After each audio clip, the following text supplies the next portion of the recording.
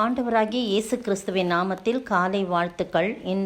இன்றைய மன்னா, கர்த்தர் சீயோனை தெரிந்து கொண்டு அது தமக்கு வாசஸ்தலமாய் இருக்கும்படி விரும்பினார்.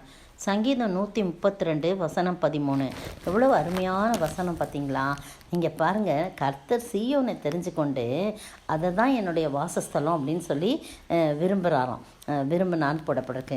நீங்களும் நானும் தாங்க சியோன் குமாரத்தையே எம்பிரித்து பாடுங்கள், சியோன் குமாரத்தைகளே களி கூறுங்கன்னு சொல்லி நம்மளை பார்த்து தான் சொல்கிறார். நிறைய கர்த்தர் சீயோன் குமாரத்தின் நடுவில் வீற்றிருக்கிறார். கர்த்தர் சீயோனை தெரிந்து கொண்டார். சீயோனின் அருவருப்புகள்லாம் மாற்றினார். சீயோனுக்கு வெட்கத்துக்கு பதிலாக சிங்காரத்தை கொடுத்தார். நிறைய வார்த்தை சீயோனை குறித்து சொல்லப்பட்டிருக்கு பாருங்கள். அதில் இந்த வசனத்தில் எப்படி சொல்கிறாரு? கர்த்தர் சீயோனை தெரிந்து கொண்டு அது தமக்கு வாசஸ்தலமாக இருக்கும்படி விரும்புகிறாராம். அடுத்த வசனம் பாருங்கள், அது ரொம்ப இதாக இருக்குது. இது என்றென்றைக்கும் நான் தங்கும் இடம், இதை நான் விரும்பினபடியால் இங்கே வாசம் பண்ணுவேன். அப்படிங்க இது முடியும். இது நான் என்றென்றைக்கும் தங்கும் இடம், இதை நான் விரும்பினபடினால இங்கே வாசம் பண்ணுவேன். நம்மளை விட்டு போவே கூடாதுங்க. ஏன்னா அவர் நம்மளை நம்பி நம்மளை விரும்பி அவர் என்ன செய்கிறாரு, தனக்கென்று ஒரு வாசஸ்தலத்தை ஏற்படுத்தி கூடாது. நம்முடைய இருதயம்தான், நம்மையே தெரிந்து கொண்டார். இதுதான் என்ன, இந்த பிள்ளையோடு தான் நான் இருப்பேன், இந்த மகனோடு தான் இருப்பேன், இந்த மகளோடு தான் இருப்பேன், அவளோடு இணைந்து நான் வாழ்வேன். அதுதான் நான் தங்கும் விரும்புகிறபடினால நான் தங்கும் வாசஸ்தலம்னு சொல்லி நம்மளை விரும்புகிறாராம். அப்போ அவர் விரும்பும்படியாக நடக்க வேண்டும் என்று சொன்னால் நாம் எப்படி நடக்க வேண்டும்? நம்மள ஐயோ என் ஆண்டவர் என்னோடு கூட நடக்கிறாருன்னு சொல்லிட்டு நம்மள அசுத்தங்களையெல்லாம் நம்ம களைந்து கர்த்தருக்கு விரோதமான காரியங்கள் என்னென்ன இருக்கிறதோ அது ஆவிக்குரிய மேட்டுமையாக இருந்தால் கூட அது கர்த்தருக்கு விரோதமான பகை தான். எனவே ஒவ்வொரு காரியமாய் சிந்தித்து என் ஆண்டவர் என்னை விட்டு போவே கூடாது, அவர் என்னை விரும்பி அவர் இந்த தங்கி இருக்கிற இடமா இதை தெரிஞ்சு கொண்டபடினால நான் அவர் விரும்புகிறபடி நான் நடந்து கொள்வேன்.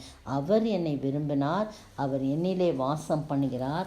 எனவே நான் அவர் விரும்புகிற வண்ணமாய் நான் வாழ்வேன் என்று சொல்லி நாம் தீர்மானிக்கும் போது அவர் ஆசீர்வதிப்பாராம். பாருங்க, அடுத்த வசனம், அதன் ஆகாரத்தை நான் ஆசீர்வதித்து வருவேன், அதன் ஏழைகளை நான் அப்பத்தினால் திருப்தியாக்குவேன்.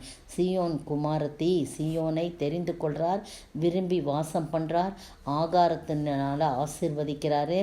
அந்த சீயோன் நம்ம தான் ஜனங்கள் தானே, சீயோன் சொல்லப்பட்டிருக்கு, சீயோன் குமாரத்தி சீயோன் குமாரர்கள்லாம் சொல்லப்பட்டிருக்கு இல்லையா?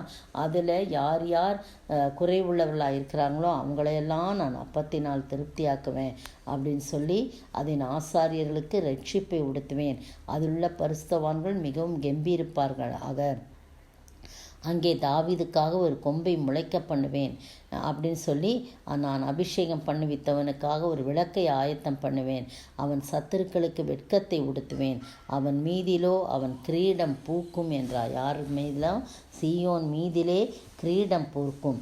அதை தான் தாவீதை உதாரணமாக சொல்லி அதை சொல்கிறத நம்ம பார்க்குறோம். நீங்களும் நானும் கர்த்தருக்கு பிரியமாய் வாழ்ந்து அவர் தங்கும் வாசஸ்தலமாய் அவர் வாசம் பண்ணும்படியான ஸ்தலமாய் நம்முடைய சரீரமும் ஆவி ஆத்மா சரீரம் காணப்படும் போது நிச்சயம் அங்கு ஒரு ஆசீர்வாதமும் ஒரு அமைதலும் ஒரு மன நிறைவும் ஏற்படும்படியாக கர்த்தர் கிருபை செய்கிறார். அதை விரும்புகிறார். அதுதான் ரொம்ப முக்கியம். அவர் விருப்பத்துக்கு தகுந்த விதமாய் நாம் அவர் விரும்புவதற்கான காரியங்களை செய்து அவரோடு நாம் வாழ ஆண்டவர் தாமே கிருபை செய்வாராக. ஆமென். உன்னில் வாசம் பண்ண விரும்பி தினந்தோறும் காத்திருக்கிறார்.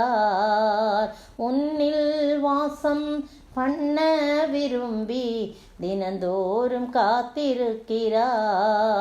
இருதய கதவை நீ தீரப்பாயோ இயேசு பிரவேசிக்கவே.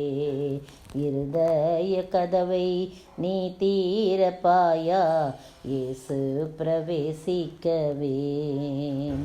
சோத்தரிக்கிற ஆண்டவரே, துதிக்கிற ராஜா, என்னில் வாசம் பண்ண விரும்பி நீர் வாஞ்சை கொள்ளுகிறீர் ஆண்டவரே. நாங்களும் இருதய கதவை திறந்து வைத்து வாங்க ஆண்டவரேன்னு சொல்லி உம்மை அழைக்கும்படியாக நீர் விரும்பத்தக்கதான வாழ்க்கை வாழ நீர் கிருபை செய்ய வேண்டும் என்று கர்த்தரும் மீட்பரும் ராஜாவுமாகிய இயேசு கிறிஸ்துவின் விலையேற பெற்ற நாமத்தில் ஜெபிக்கிறேன் பிதாவே. ஆமீன், ஆமீன். நேற்றைய பதில். சல்மான். ஓசியா 10:14.